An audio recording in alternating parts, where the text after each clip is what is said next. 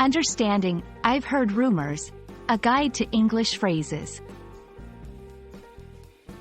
Hello, everyone. Welcome back to our English learning channel.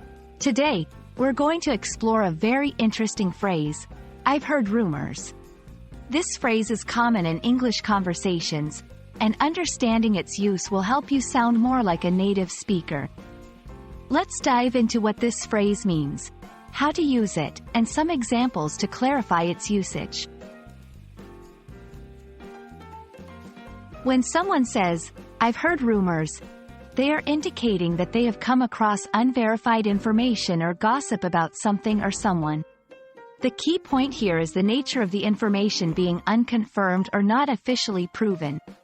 It's often used to share news or facts that might be interesting but should be taken with caution because the source of the information might not be reliable. Context matters. Using the phrase, I've heard rumors, is particularly common in informal settings or casual conversations. It's a way to introduce a topic that you have heard about but cannot personally confirm. How to respond. If someone tells you they've heard rumors, a typical response might be to ask for more details or to express curiosity without fully believing the information until it's confirmed. For example, really? That sounds interesting. But I wonder if it's true. Variations. There are variations to this phrase, such as, I've heard talk that, or rumor has it that. All these serve to introduce unconfirmed information in a similar manner.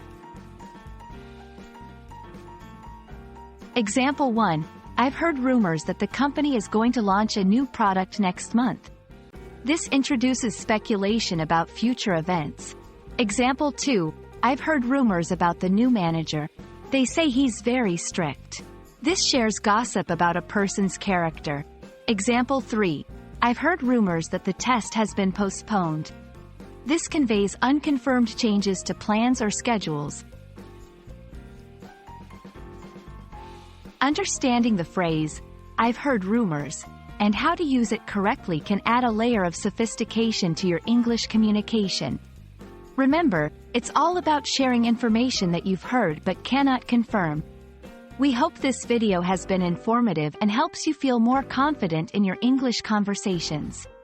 Keep practicing, and don't forget to check back for more tips and tricks on mastering the English language. See you next time.